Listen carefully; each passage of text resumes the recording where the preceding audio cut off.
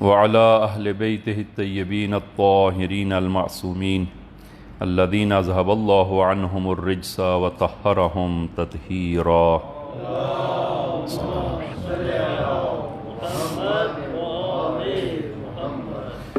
اللهم صل على محمد وآل محمد.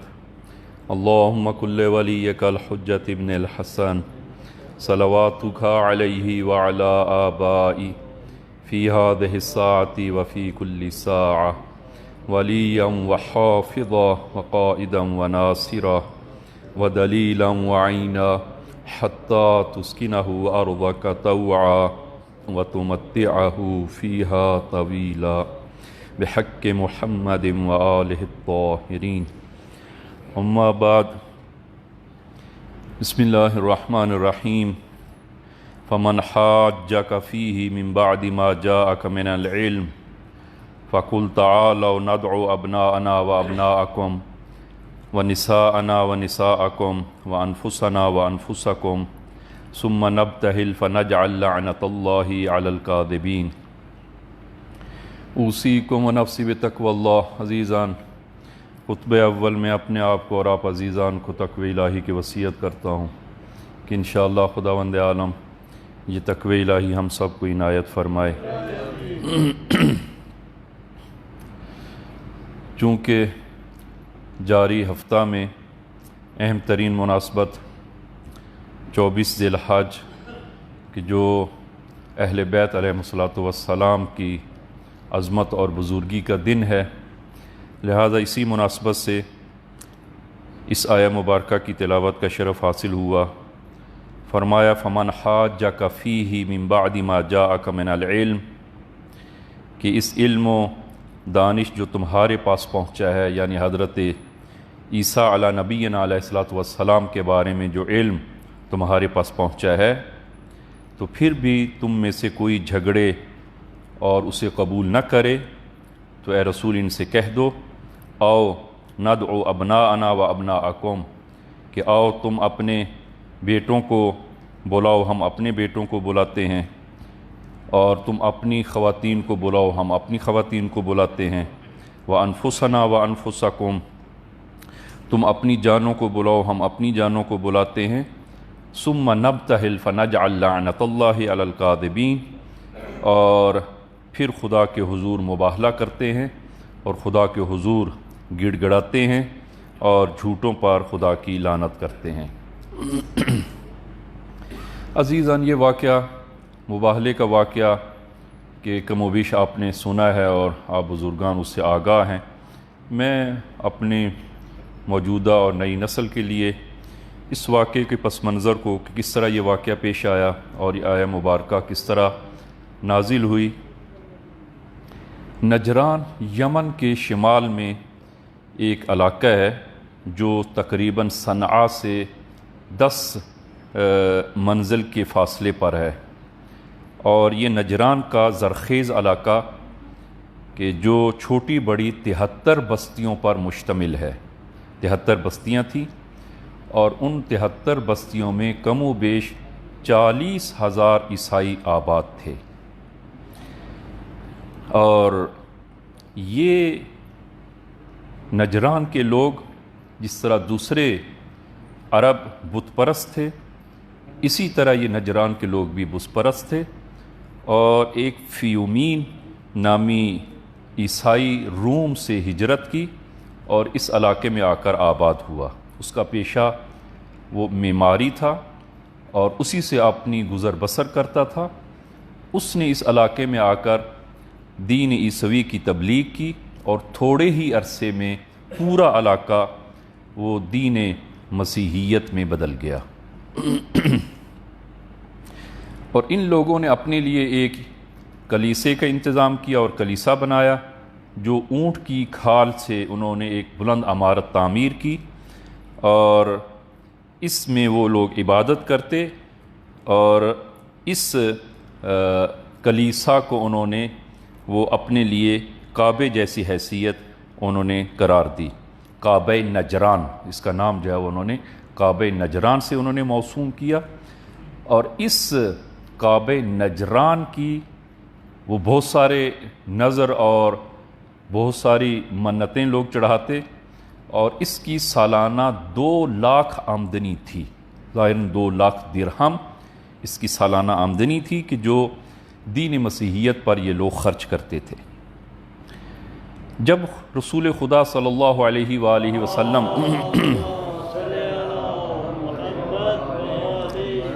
فتح مکہ کے بعد جب اسلام کو خداوند عالم نے عروج بخشا، تو رسول گرامی اسلام نے فتح مکہ کے بعد وہ قبائل کے جو ابھی تک ایمان نہیں لائے ان کو اسلام کی دعوت دی، اور 10 ہجری کو رسول گرامی اسلام نے ان یہ رویہ کیوں ہے جبکہ انہوں نے ہمیں خود دعوت دی ہے، خط لکھا ہے، اور اب ہمارے ساتھ وہ گفتگو نہیں فرما رہے؟ کہا کہ اس کی علت ہمیں معلوم نہیں ہے، آپ جائیں علی ابن ابی طالب کے پاس جائیں اور ان سے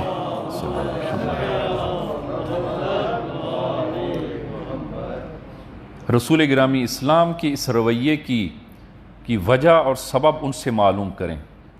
امیر المومنین کی خدمت میں پہنچتے ہیں تو آپ نے فرمایا کہ تمہارا یہ لباس اور یہ قیمتی زیورات اور یہ سونا جو تم نے پہنا ہے، رسول گرامی اسلام اس کو ناپسند کرتے ہیں، ان زیورات کو اتاریں اور سادہ لباس پہن کر رسول گرامی اسلام کی خدمت میں شرف یاب ہوں، تو رسول گرامی اسلام قبول کریں گے۔ انہوں نے یہی کیا، سادہ لباس پہنا، زیورات کو اتارا۔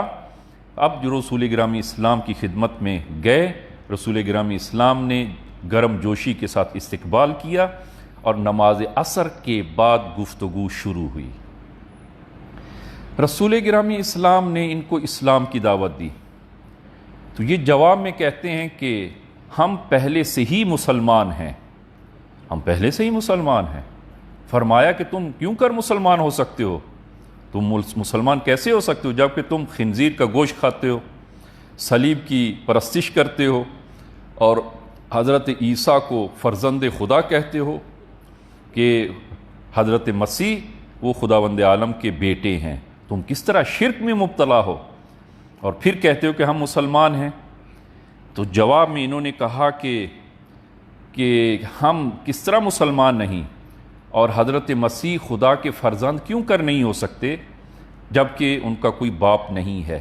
کیا کوئی باپ کے بغیر پیدا ہو سکتا ہے؟ اگر ان کا کوئی باپ ہے تو بتائیں۔ تو رسول گرامی اسلام نے سورہ آل عمران کی آیہ نمبر 59 کی تلاوت کی کہ ارشاد خداوندی ہوتا ہے ان مثل عیسیٰ عند اللہ کمثل آدم خلقہ من تراب ثم قال له کن فیکون۔ فرمایا کہ حضرت عیسیٰ کی مثال خداوند عالم کے نزدیک حضرت آدم جیسی ہے۔ اگر تم حضرت عیسیٰ کو باپ نہ ہونے کی وجہ سے ابن خدا اور فرزند خدا کہتے ہو تو حضرت آدم کے بارے میں کیا نظریہ ہے جبکہ نہ ان کی ماں ہے نہ ان کا باپ ہے؟ پس اگر فرزندی اس وجہ سے ہے تو حضرت آدم زیادہ حقدار ہیں کہ ان کو خدا کا فرزند کہا جائے۔ اس جواب پر قرآن کی اس آیت کے مقابل میں یہ لوگ بے بس ہو گئے، اور پھر بحث کو انہوں نے وہ تعصب پر ڈٹ گئے، اور اپنی بحث میں وہ رسول گرامی اسلام کے ساتھ جو بحث و مباحثہ انہوں نے بیان کرنا شروع کیا وہی لجاجت پر اور تعصب پر مشتمل انہوں نے بحث کو شروع کیا۔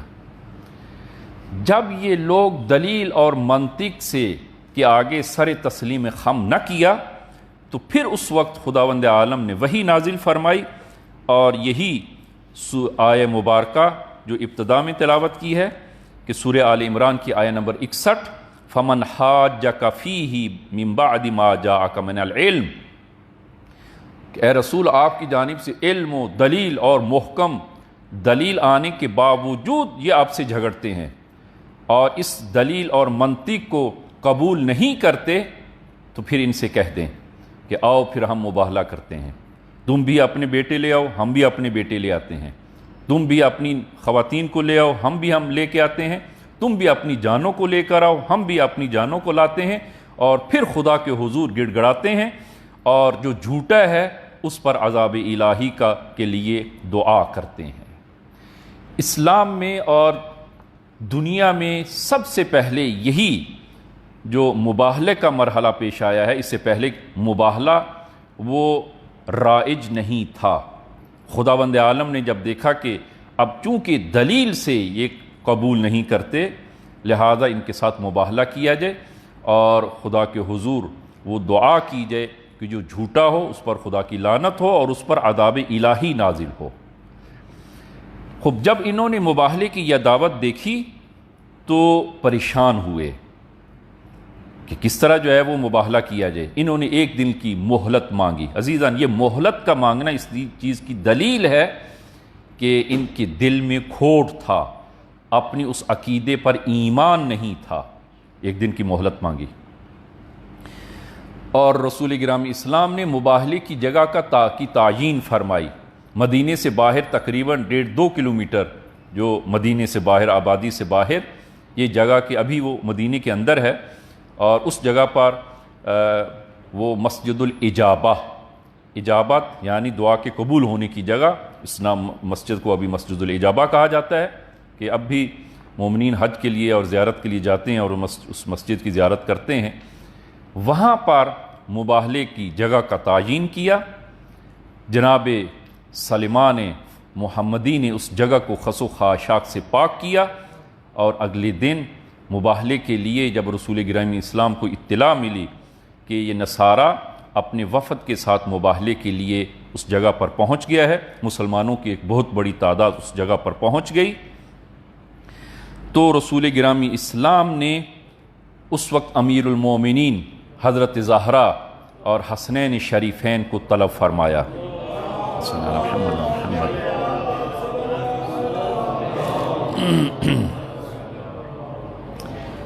یہ حدیث صحیح مسلم جلد نمبر 2 سے ہے کہ سعد ابن ابی وقاص کہتے ہیں کہ لما نزلت هذه الآیہ ندعو ابناءنا وابناءکم، کہ جب یہ آیہ مبارکہ نازل ہوئی کہ ندعو ابناءنا وابناءکم، سورہ آل عمران کی آیہ نمبر 61 جب نازل ہوئی، تو اس وقت رسول گرامی اسلام نے دعا رسول اللہ علیاً و فاطمہ و حسناً و حسیناً، آپ نے امیر المومنین کو، حضرت زہرا کو، امام حسن کو اور امام حسین کو طلب فرمایا۔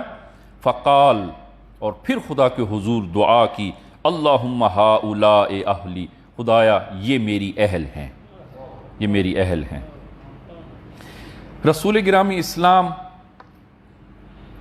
ان ہستیوں کے ساتھ مباہلے کی طرف، میدان مباہلے کی طرف روانہ ہوئے، اور اس مقام پر پہنچ کر ایک درخت کے نیچے رسول گرامی اسلام دو زانو ہو کر بیٹھ گئے، اور امیر المومنین کو اپنے آگے اور حضرت زہرا کو اپنے پیچھے، اور امام حسن کو دائیں جانب، امام حسین کو بائیں جانب قرار دیا، اور پھر فرمایا کہ جب میں دعا کروں تو تم سب نے آمین کہنا ہے۔ اس کیفیت میں رسول گرامی اسلام میدان مباہلہ میں درخت کے نیچے تشریف فرما ہوئے، اور جب اس عالم اور کیفیت کو ان لوگوں نے، نصارہ نے دیکھا، اور اسی آن کہ جب انہوں نے عذاب الہی، اس لیے کہ رسول گرامی اسلام کی جب کاذبین اور جھوٹوں پر بد دعا ہونا تھی تو فوراً عذاب الہی نے آنا تھا، اور پھر جو ہے وہ مسیحیت کی کوئی نسل باقی نہیں رہنا تھی۔ ان لوگوں نے عذاب کے آثار کو دیکھا کہ سورج کی روشنی ماند پڑ گئی ہے، درختوں کے پتے جھڑنا شروع ہو گئے ہیں، اور پرندے اپنے گھونسلوں سے باہر نکل کر دبکے ہوئے ہیں۔ تو ان حالات میں ان لوگوں نے، ابو حارثہ نے پکار کر کہا کہ یہ اس کے الفاظ ہیں، کہتا ہے کہ یا معشر النصارى انی لارا وجوہا لو شاء اللہ ان یزیل جبلا من مکانہ لازالہ بہا، کہا کہ میں ایسے چہروں کو دیکھ رہا ہوں کہ اگر یہ حکم دیں کہ یہ پہاڑ اپنی جگہ سے حرکت کرے تو خداوند عالم ان کی دعا کو قبول کرے گا اور پہاڑ اپنی جگہ کو چھوڑ دے گا۔ نعرہ تکبیر، اللہ اکبر، نعرہ رسالت، یا رسول اللہ، نعرہ حیدری، محمد والے محمد کی عظمت پہ بلند تر صلوات۔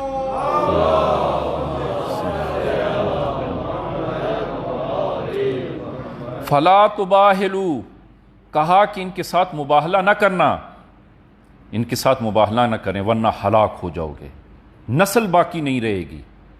ان لوگوں نے مباہلے سے وہ معذرت کی اور رسول گرامی اسلام کی خدمت میں ان لوگوں نے صلح کی پیشکش کی، رسول گرامی اسلام نے اس کو قبول کیا، اور پھر رسول گرامی اسلام نے امیر المومنین سے فرمایا کہ جاؤ ان کے ساتھ صلح کی شرائط کو لکھو۔ امیر المومنین ان کے پاس آتے ہیں اور صلح کی شرائط کو لکھتے ہیں۔ صلح میں فرمایا کہ سال میں 2 دفعہ ماہ صفر اور ماہ رجب، ان 2 مہینوں میں سال میں 2 دفعہ تم جزیہ دو گے، کہ اس جزیے میں پہلی جو ہے وہ یہ کہ ماہ صفر اور رجب میں 1000 پارچے، 1000 وہ لباس کے بطور جزیہ دیں گے کہ ہر لباس اور پارچے کی قیمت 40 درہم ہو، 40 درہم کا ایک پارچہ ہو، اور جو ہے وہ 1000 پارچہ اور یہ لباس بطور جزیہ سال میں 2 دفعہ ادا کرو گے۔ یہ ایک شرط۔ دوسری شرط کہ اگر یمن میں کبھی جنگ ہو تو جنگی اس دور کے سلسلے میں اور جنگ کے دوران 30 زرہیں، 30 نیزے اور 30 اونٹ بطور عاریہ تم ادا کرو گے۔ اس کے مقابلے میں اور اس کے صلے میں فرمایا کہ تمہاری جان، تمہارے مال کی حفاظت مسلمانوں کی ذمہ داری ہوگی۔ یہ جزیہ معین فرمایا، اور اس طرح یہ واقعہ وہ اپنی اختتام کو پہنچا۔ عزیزان، یہ آیا کا لب لباب اور یہ واقعہ جو 24 ذی الحج کو یہ آیا مبارکہ نازل ہوئی، اور مباہلے کا یہ قصہ آپ نے قرآن کی زبان سے اور تاریخ سے ملاحظہ کیا ہے۔ اس آیا مبارکہ میں آپ ملاحظہ فرمائیں کہ یہ آیا مبارکہ کاملاً اہل بیت کی فضیلت، بزرگی اور عظمت کو بیان کر رہی ہے، کہ اس آیت کے الفاظ کو اگر آپ ملاحظہ فرمائیں تو آیت کے الفاظ اور آیت کا دائرہ وسیع ہے۔ صرف رسول گرامی اسلام نے اپنے ہمراہ 4 ہستیوں کو لیا، امیر المومنین، حضرت زہرا اور حسنین شریفین کو، جبکہ آیت کا دائرہ تنگ نہیں ہے، آیت کا دائرہ وسیع ہے کہ ندعو ابناءنا و ابناءکم، تم اپنے بیٹے لے کر آؤ، ہم اپنے بیٹے لے کے آتے ہیں۔ تو بیٹے جمع کا لفظ ہے، اور جمع کا لفظ ہے جب تو اس صورت میں دائرہ وسیع ہے۔ رسول گرامی اسلام 2 بیٹوں کے بجائے 4 بیٹوں کو، مزید جو ہے وہ اولاد کو لا سکتے تھے۔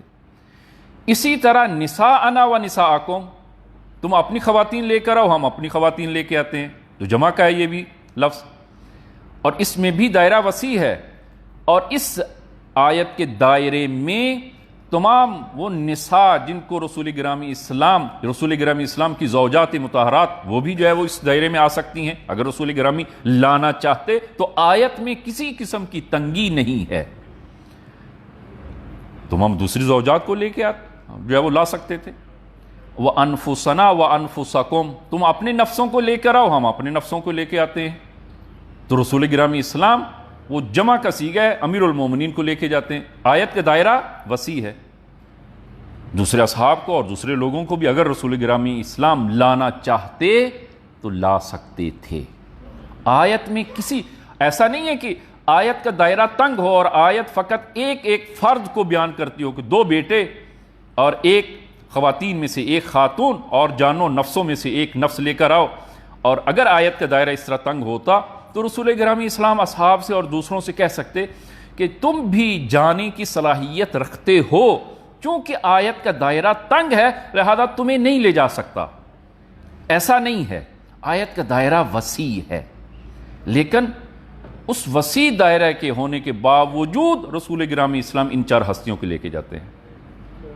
وجہ کیا ہے عزیزان؟ مباہلے کے لیے جو مباہلے میں قدم رکھتا ہے اس کی شرائط ہیں، اور بنیادی ترین 2 اہم شرطیں ہیں۔ پہلی شرط مباہلے کی وہ یقین اور ایمان ہے اپنے ہدف پر، اور دوسری شرط صداقت، صدق و یقین اور صداقت ہے اپنے اس ہدف اور ایمان پر.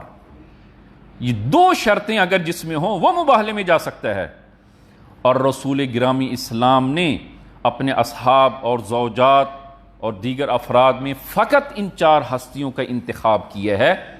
اس کی وجہ یہ ہے کہ مباہلے میں جانے کی یہ 2 اہم ترین شرط فقط انہی 4 ہستیوں میں موجود تھی.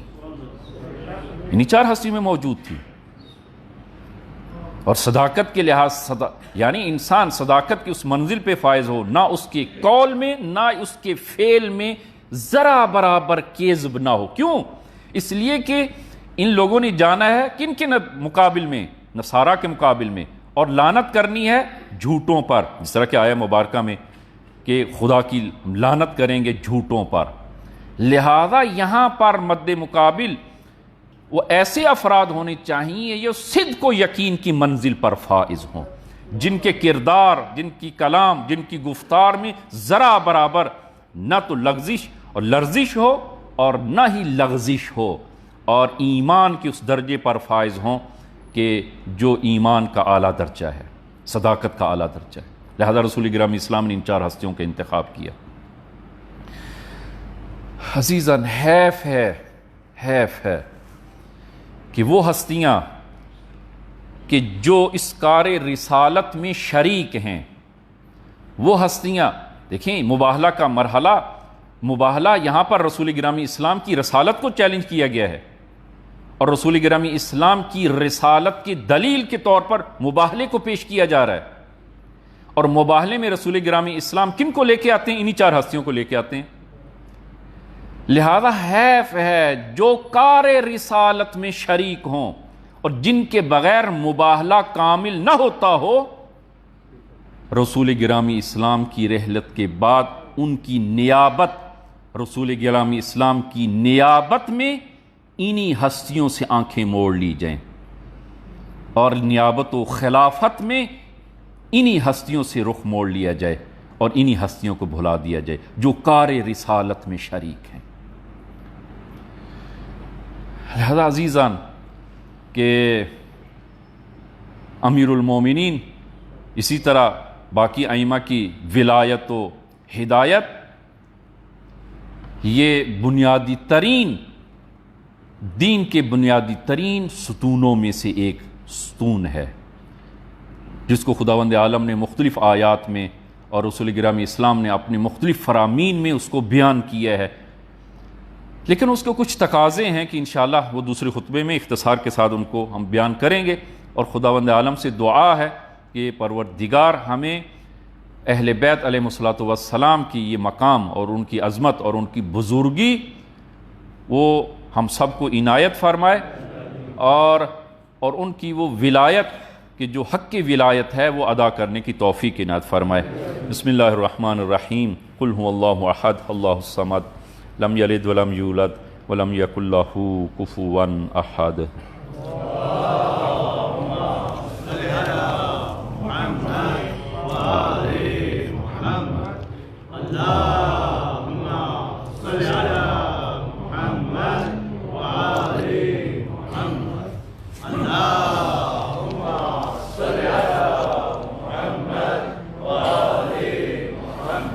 بسم اللہ الرحمن الرحیم. الحمد للہ رب العالمین والصلاة والسلام علی محمد وآلہ الطیبین الطاہرین المعصومین. اللہم صل علی محمد المصطفیٰ، اللہم صل علی علی المرتضیٰ، اللہم صل علی فاطمة الزہراء، اللہم صل علی الحسن المجتبیٰ، اللہم صل علی الحسین شہید بکربلا، اللہم صل علی علی ابن الحسین، اللہم صل علی محمد ابن علی، اللہم صل علی جعفر ابن محمد، اللہم صل علی موسیٰ ابن جعفر، اللہم صل علی علی ابن موسیٰ الرضا، اللہم صل علی محمد ابن علی، اللہم صل علی علی ابن محمد، اللہم صل علی الحسن ابن علی، اللہم صل علی القائم المہدی، اللہم صل علی محمد وآل محمد وعجل فرجہ وسہل مخرجہ. اوصیکم ونفسی بتقوی اللہ. عزیزان، خطبہ دوم میں بھی اپنے آپ کو اور آپ عزیزان کو تقوی الہی کی وصیت کرتا ہوں، انشاءاللہ خداوند عالم یہ تقوی ہم سب کو عنایت فرمائے۔ عزیزاً، خطبہ دوم میں ایک اہم نقطے کی طرف وہ اشارہ کروں کہ عزیزاً، اسلام کا آغاز بعثت سے 27 رجب بعثت سے اسلام کا آغاز ہوتا ہے، اگرچہ تمام انبیاء کی رسالت اسی اسلام کی ہی ایک کڑی ہے، اور یہ وہ اسلام کا ایک درجہ بدرجہ یہ مراتب و مراحل ہیں کہ جس کو خداوند عالم نے رسول گرامی اسلام پر اس کو کامل فرمایا۔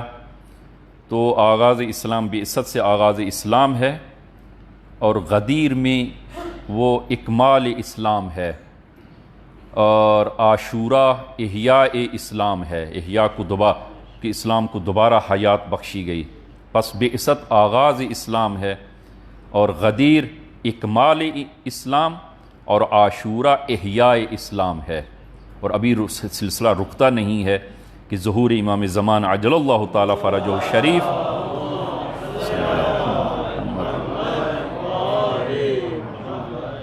ظہور امام اسلام کے عالمی اور جہانی ہونے کا نام ہے کہ انشاءاللہ اسلام نے اور اہل بیت علیہ الصلوۃ والسلام کی ولایت نے امام کے ظہور کے ساتھ وہ اپنے اس عروج کو پہنچنا ہے، اور اس ولایت اور اس اسلام نے اس پورے عالم پر وہ چھانا ہے، اور خداوند عالم کا یہ وعدہ ہے۔ عزیزان، یہ جو نہضت ہے کہ جو بعثت سے شروع ہوتی ہے، غدیر میں کامل ہوتی ہے، اور عاشورہ میں اس کی آبیاری ہوتی ہے، عزیزان اس نہضت کے کچھ فرائض ہیں، کچھ ذمہ داریاں ہیں۔ میں اختصار سے عرض کروں گا کہ رسول گرامی اسلام نے جب غدیر میں امیر المومنین کی ولایت کا اعلان کیا تو پہلے طویل خطبہ آپ نے ارشاد فرمایا، اور پھر آپ امیر المومنین کی ولایت کا اعلان کیا۔ اللہ صلی اللہ محمد۔ اعلان کرنے کے بعد آپ نے دعا کی۔ عزیزاً، اس دعا کو آپ ملاحظہ فرمائیں کہ البتہ خطبے کا ایک حصہ ہم نے پہلے کچھ عرض کیا تھا، ابھی اس کا دوسرا حصہ آپ ملاحظہ فرمائیں۔ معاشر الناس النور من اللہ عز وجل مسلوق فیہ، فرمایا کہ اے لوگو، خداوند عالم کا نور وہ میرے اندر وہ روشن ہوا، اور میرے بعد ثم فی علی ابن ابی طالب، پھر میرے بعد علی ابن ابی طالب میں یہ نور ظاہر ہوا، ثم فی النسل منہ الی القائم المہدی، اور پھر نور اسی طرح یہ چلتا رہے گا تا امام زمان۔ یہ رسول گرامی اسلام نے امام مہدی اور آپ کے حالات کو خود رسول گرامی اسلام نے بیان فرمایا۔ نعرہ تکبیر، نعرہ رسالت، نعرہ حیدری، محمد و آل محمد کی عظمت میں بلند تر صلوات۔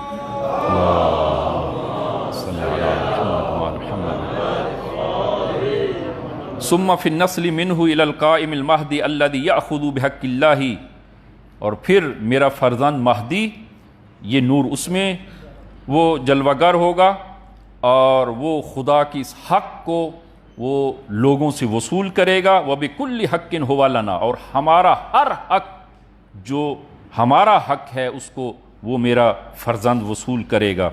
ان اللہ لأن اللہ عز وجل قد جعلنا حجتا علی المقصرین والمعاندین والمخالفین والخائنین والآثمین والظالمین والغاصمین من جمیع العالمین، اس لیے کہ میرے اس فرزند کو خداوند عالم نے حجت قرار دیا ہے، مقصرین، معاندین، دشمنوں اور مخالفین، خائنین جو خائن ہیں ان پر حجت قرار دیا ہے، والآثمین جو گناہ گار ہیں، والظالمین جو ظالم ہیں، والغاصبین جو غاصب ہیں، من جمیع العالمین، تمام اس عالمین میں جو غاصب ہیں، جو معاند ہیں، ان سے اس حق کو وصول کرے گا۔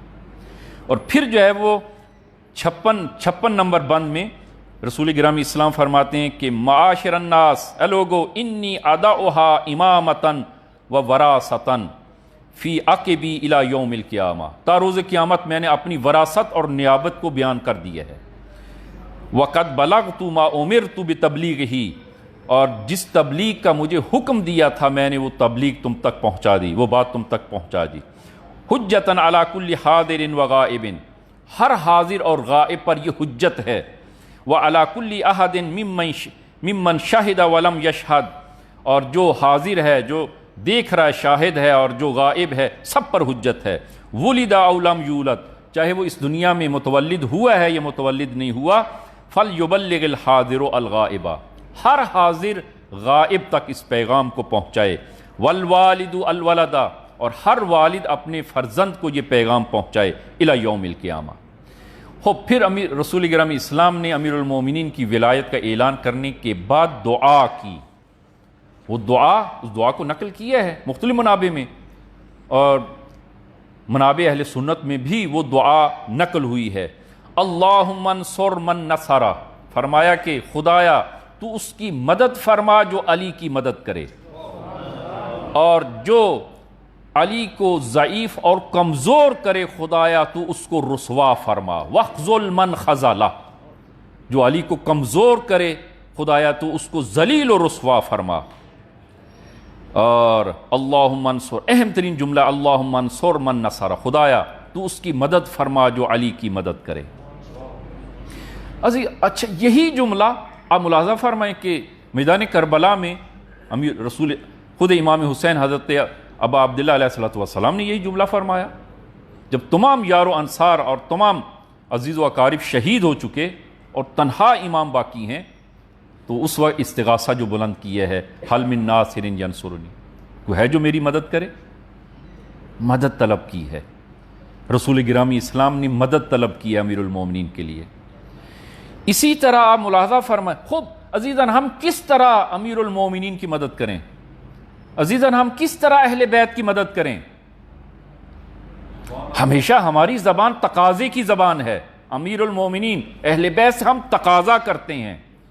عزیزاً کبھی معاملہ برعکس ہے، اہل بیت ہم سے، رسول گرامی اسلام ہم سے تقاضا کر رہے ہیں نصرت کا، اور اہل بیت نصرت کا تقاضا کر رہے ہیں۔ البتہ اہل بیت جو نصرت طلب کر رہے ہیں یہ ہمارے فائدے کے لیے ہے، حقیقت میں یہ ہماری نصرت ہے، نہ کہ اہل بیت کی۔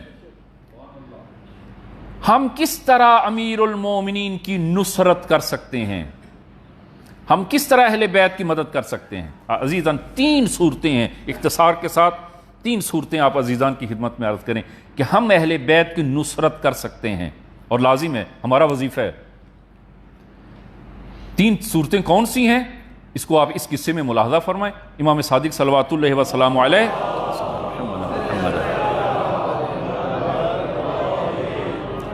جناب ہشام ابن حکم جوان ہیں، 18-20 سال کی جوان ہیں، امام صادق خدمت میں آتے ہیں اور مکتب اہل بیت کو قبول کرتے ہیں، اور پھر وہ ماہر ہو جاتے ہیں اور علماء اعلام میں اس کا شمار ہوتا ہے، اور جب بھی ہشام آتے ہیں امام صادق احتراماً کھڑے ہو جاتے ہیں۔ عزیزان یہ بہت بڑا مقام ہے، ہشام جوان، امام صادق جب آتے ہیں تو وہ ہشام جب آتا ہے تو امام صادق احتراماً کھڑے ہو جاتے ہیں۔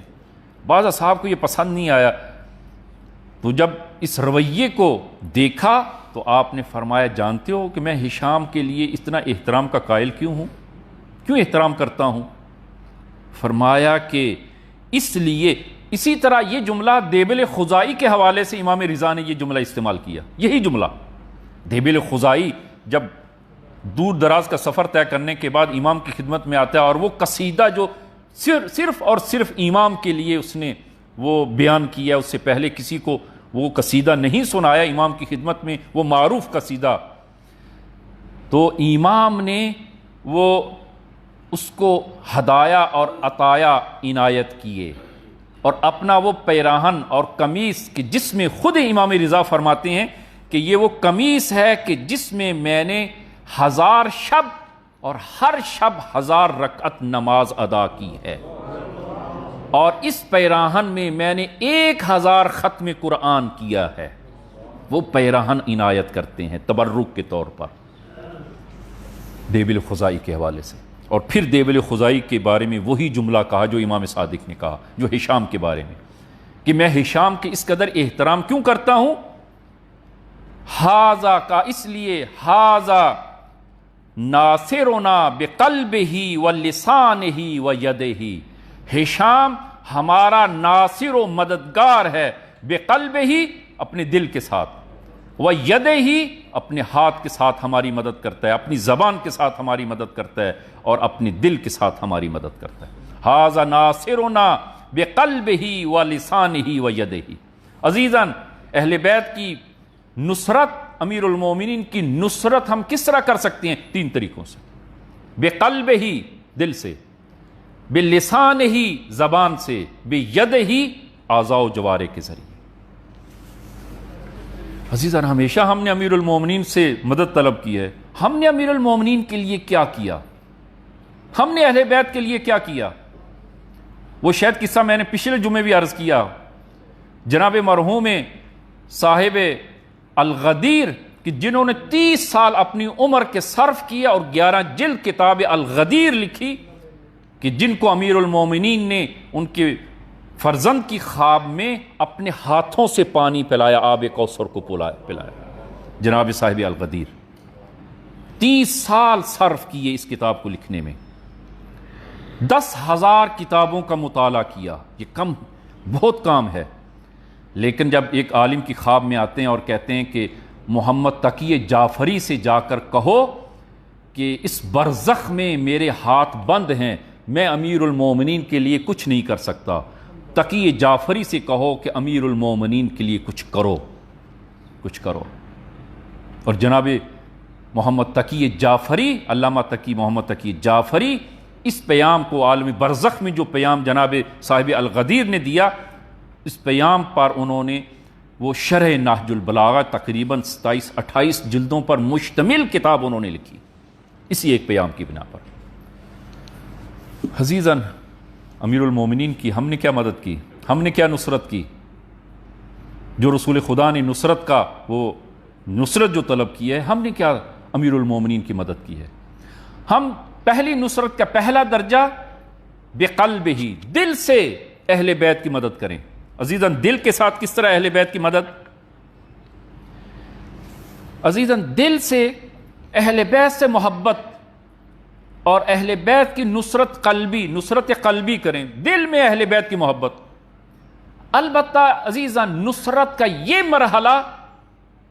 مرحلہ ممکن ہے، اس میں مسلمان ہو، غیر مسلم ہو، وہ بھی شامل ہے۔ بہت سارے لوگ ایسے ہیں کہ جو امیر المومنین سے اور اہل بیت سے محبت کرتے ہیں جبکہ مسلمان نہیں ہیں، مسلمان نہیں ہیں۔ جرداق یہی جو ہے وہ غیر مسلم ہے، عیسائی ہے، امیر المومنین پر اس نے کتاب لکھی ہے اور غوغا کیا ہے اس نے، اور اس سے جب کہا کہ کسی اور کے بارے میں بھی کتاب لکھو، کہا کہ نہ، مجھے کسی اور میں فضائل نظر ہی نہیں آتے کہ میں ان کے بارے میں لکھوں۔ اور اس کا جملہ ہے، انی لست بمسلم فضلا ان اکون شیعیہ، اے علی میں اصلا مسلمان نہیں ہوں کہ شیعہ ہوں، مثلا اصلا مسلمان نہیں ہوں کہ میں وہ اس بات کا اقرار کروں، لیکن اے علی میں تجھ سے محبت کرتا ہوں، میرے دل میں تیری محبت ہے۔ انی لست بمسلم فضلا ان اکون شیعیہ ولکن احبک لفضائلک، اے علی آپ کے فضائل کی بنا پر میں تجھ سے محبت کرتا ہوں۔ عزیزاً، اس پہلے مرحلے میں، محبت کے مرحلے میں ممکن ہے ایک غیر مسلم بھی موجود ہو۔ ابھی وقت نہیں ہے کہ میں ان واقعات کو پیش کروں، بہت سارے واقعات ہیں تاریخ میں، غیر مسلم اہل بیت سے محبت کرتے ہیں اور اثر لیتے ہیں۔ اہل بیت فقط ایسا نہیں ہے کہ مومنین کی مدد کریں، مومنین کی دستگیری کریں، غیر مسلم جو متمسک ہو اہل بیت کے ساتھ، اہل بیت ان کی بھی وہ مدد اور دستگیری فرماتے ہیں۔ بہت سارے واقعات تاریخی موجود ہیں۔ لہذا عزیزاً، پہلا درجہ، البتہ یہ درجہ محبت کا یہ مرحلہ انسان کی اخروی کامیابی کے لیے کافی نہیں ہے۔ انسان کی اخروی کامیابی کے لیے فقط قلبی محبت یہ کافی نہیں ہے۔ عزیزاً، جب تک یہ محبت وہ معرفت کا باعث نہ بنے اور یہ محبت انسان کو مقام ولایت تک نہ پہنچائے، یہ قلبی محبت اس وقت تک اخروی کامیابی کے لیے کافی نہیں ہے۔ یہ محبت معرفت کا باعث بنے، اور وہ معرفت امام کو انسان کو اس ولایت کے مقام تک لے کر آئے۔ اہل بیت کی محبت معرفت تک لے کے آئے۔ معرفت سے کیا مراد عزیزان؟ اہل بیت کی معرفت فقط اہل بیت کے بارے میں جاننا کہ وہ کن کے فرزند تھے اور ان کی اولاد کیا تھی، وہ کب پیدا ہوئے، کب شہید ہوئے، ان کے فضائل کیا تھے، عزیزان یہ معرفت یہ مراد نہیں ہے۔ عزیزان اس معرفت میں ممکن ہے کہ ایک غیر شیعہ امیر المومنین بھی یہ معرفت رکھتا ہو۔ عزیزان فقط اتنی معرفت کافی ہوتی۔ امیر المومنین کے فضائل کیا امیر شام کو معلوم نہیں تھے؟ ہم سے بہتر جانتا تھا امیر المومنین کے فضائل کو، امیر المومنین کے فضائل کو ہم سے بہتر جانتا تھا۔ کہ امیر المومنین کے فضائل کو جاننا اس کے لیے امیر المومنین کا سپاہی اس کو قرار دیا، وہ امیر المومنین کا سپاہی بن گیا؟ نہ عزیزان، وہ امیر المومنین کے مد مقابل آ گیا۔ معرفت فقط اسی حد تک، فضائل کی حد تک جاننا یہ کامیابی کے لیے کافی نہیں ہے۔ ممکن ہے انسان امیر المومنین کے مد مقابل آ جائے۔ پھر معرفت یعنی جو اس کو مقام ولایت تک لے کے آئے، یہ معرفت انسان کی کامیابی کے لیے لازم ہے۔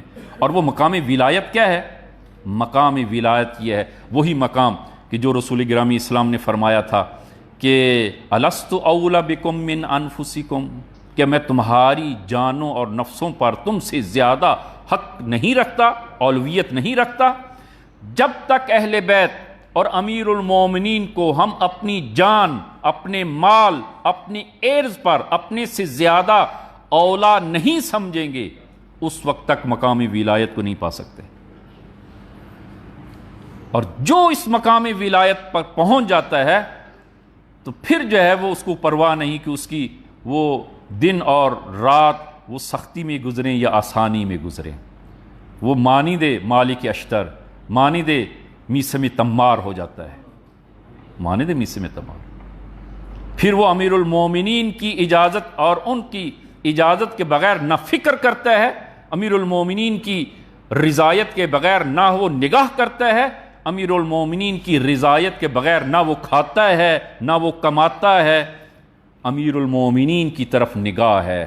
امیر المومنین یعنی خدا اور رسول و اہل بیت کی رضایت کس میں ہے، اسی کو کھاتا ہے، اسی کو پیتا ہے اور اسی کو کماتا ہے جس میں رضایت اہل بیت ہو۔ جب تک انسان اس مقام ولایت تک نہیں پہنچتا، انسان کی کامیابی فقط یہ کہنا کہ میں موالی ہوں یہ کافی نہیں ہے، اگرچہ یہ ایک درجہ بالآخر یہ بھی پسندیدہ ہے، لیکن عزیزاً یہاں پہ رکنا نہیں ہے، اس ولایت کے مقام تک پہنچنا ہے۔ عزیزاً پہلا درجہ وہ امیر المومنین اور اہل بیت کی نصرت زبانی، جناب سودہ ہمدانی امیر شام کے دربار میں شکایت لے کر جاتی ہے، امیر شام نے شکایت کو نہیں سنا، توہین کی، تو اس وقت یہ سودہ ہمدانی جو ہے وہ امیر المومنین کے فضائل کو پڑھتے ہوئے اس نے ایک جملہ جو ہے وہ نقل کیا کہ کہا کہ صلی اللہ کہ میرا درود و سلام ہو اس شخص پر کہ جس کی شہادت سے اور جس کی اس دنیا سے جانے کے ساتھ عدل و انصاف بھی وہ اپنے ساتھ قبر میں لے گئے۔ جب امیر شام نے پوچھا کہ وہ کون ہے، کہا تمہیں نہیں معلوم، علی ابن ابی طالب۔ امیر المومنین کا قصیدہ پڑھا اس نے دربار شام میں، نصرت لسانی۔ عزیزاً نصرت لسانی جو ہے وہ پہلا درجہ یہ ہے کہ ہم وہ امیر المومنین کی زبانی اور زبان سے امیر المومنین کی ہم مدد کریں۔ ایک دوسرا واقعہ فقط اختصار سے میں عرض کروں، کس طرح ہم امیر المومنین کی نصرت لسانی کر سکتے ہیں، زبانی نصرت کس طرح کر سکتے ہیں۔ جناب ابن عباس آخر عمر میں نابینا ہو جاتے ہیں، بصرہ میں رہتے ہیں، اپنے پوتے کا ہاتھ پکڑ کر وہ مدینے بصرے کی کسی گلی سے ان کا گزر ہوتا ہے، تو گلی میں انہوں نے سنا کہ کسی نے امیر المومنین کو سب کیا ہے، گالی دی، رک گئے۔ رکنے کے بعد کہا ایکم الصاب اللہ، کون ہے کہ جس نے خدا کو گالی دی؟ قالوا سبحان اللہ، نہ کہتے ناس خدا منزہ اور مبرہ ہے، ہم نے خدا کو گالی نہیں دی، اس لیے کہ من سب اللہ فقد اشرک، جس نے خدا کو گالی دی اس نے شرک کیا ہے، ہم نے خدا کو گالی نہیں دی۔ پھر فرمایا کہ فقال ایکم الصاب رسول اللہ صلی اللہ علیہ وآلہ، کس نے رسول خدا کو گالی دی؟ کہا کہ قالوا من سب رسول اللہ فقد کفر، جس نے رسول خدا کو گالی دی وہ کافر ہو گیا۔ پھر کہا ایکم الصاب لعلیین، کس نے علی کو گالی دی؟ کہا ہاں تمہاری مقصود یہ تھی، تم پہلے سے جو ہے وہ یہی کہتے کس نے علی کو گالی دی، اتنی لمبی بات کرنے کی کیا ضرورت تھی کہ خدا کو کس نے گالی دی، رسول خدا کو کس نے گالی دی؟ قالوا قد کان ذلک، قال جناب ابن عباس نے کہا مجھے قسم ہے خدا کی، میں نے اپنے انہی دو کانوں سے رسول خدا کو یہ کہتے ہوئے سنا۔ قال فاشہد لسمعت رسول اللہ یقول، فرمایا کہ من سب علیا فقد سبنی، جس نے علی کو گالی دی اس نے مجھے گالی دی، ومن سبنی فقد سب اللہ، اور جس نے مجھے گالی دی اس نے خدا کو سب کیا اور گالی دی، ومن سب اللہ اکبہ اللہ علی وجہہ فی النار، اور جس نے خدا کو سب کیا خداوند عالم نے اس کو اوندھے منہ وہ جہنم میں وارد کرے گا اور داخل کرے گا۔ دفاع لسانی، لسان سے زبان سے دفاع کیا جائے۔ دوسرا عزیزان ہاتھ سے دفاع کیا جائے، اور ہاتھ سے دفاع کیا جائے۔ ابھی وقت نہیں ہے کہ میں اس سب کو جو ہے وہ عرض کروں، ایک جملہ فقط جو ہے وہ امیر المومنین صلوات اللہ وسلام علیہ کا ایک جملہ۔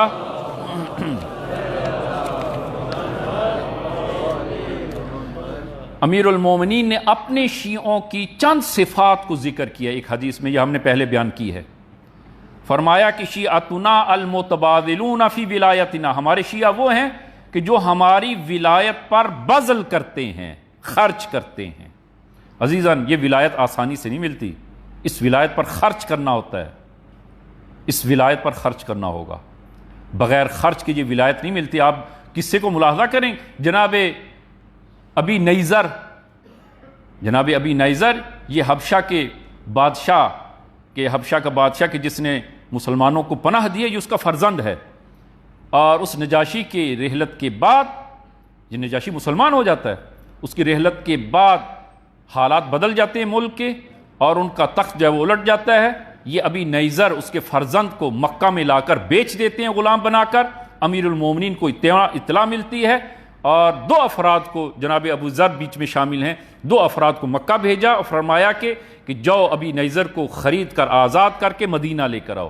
جب مدینہ میں لایا گیا، امیر المومنین نے زمین کا ایک بڑا ٹکڑا ان کے حوالے کیا اور فرمایا کہ اس میں کاشتکاری کریں، اور وہاں پر کنواں موجود تھا کہ آج بھی وہ کنواں وہ ابی نیزر کے نام سے معروف ہے، ابی نیزر کے نام سے۔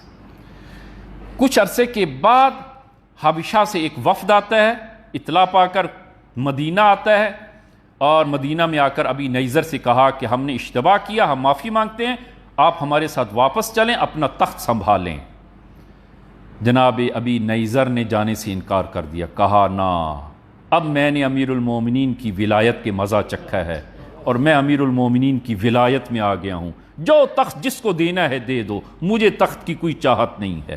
امیر المومنین کی ولایت میں ایک لمحہ سے بھی میں خارج اور باہر نہیں جا سکتا۔ عزیزاً اتنی بڑی شاہی کو ختم کیا، قبول نہیں کیا۔ ولایت امیر المومنین، متبادلون، بذل کرنا ہوگا، جان کا بذل اگر لازم ہو جان کو بذل کریں، مال کا بذل لازم ہے مال کو بذل کریں، عرض و ناموس کو بذل کرنا ہو عرض و ناموس کو بذل کریں امیر المومنین کے لیے۔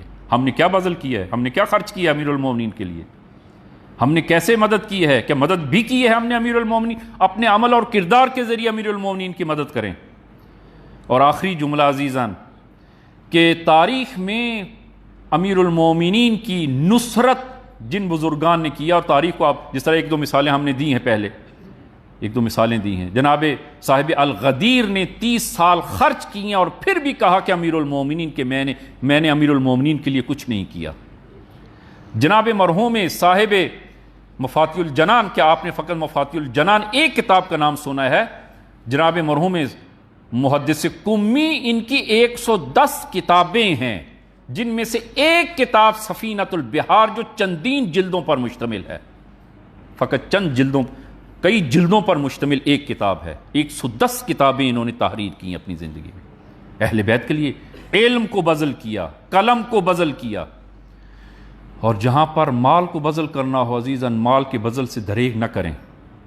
اور اسی ضمن میں ہر شخص اپنے حصے کے مطابق اور اپنی توان کے مطابق امیر المومنین کے لیے بذل کرے. عزیزاً بذل کی مختلف صورتیں آج کے دور میں آپ کو معلوم ہے. ہمارا میڈیا جو ہے وہ اولاً پہلی بات تو یہ ہے کہ اہل بیت کے بارے میں ہمارے میڈیا پر وہ حقیقت حقائق کو کس حد تک بیان کیا جاتا ہے آپ کے سامنے ہے. میڈیا دوسروں کے ہاتھ میں ہے, اگر کوئی لکھتا بھی ہے اس کو شائع نہیں کیا جاتا. اور کچھ عزیزان کی جو ایک غدیر فاؤنڈیشن کے نام سے, اس سے ملتا جلتا نام, ایک فاؤنڈیشن جو بزرگان کی سرپرستی میں وہ کام کر رہی ہے, یہ فاؤنڈیشن کچھ سالوں سے تشکیل پائی ہے, اور جس کا مقصد کہ ان ایام کو, غدیر کے پیام کو اور حقیقت غدیر کو وہ عام کیا جائے اور لوگوں کو روشناس کیا جائے مختلف حوالوں سے, مختلف طریقوں سے. عزیزاً یہ بھی مدد ہے, نصرت ہے اہل بیت کی.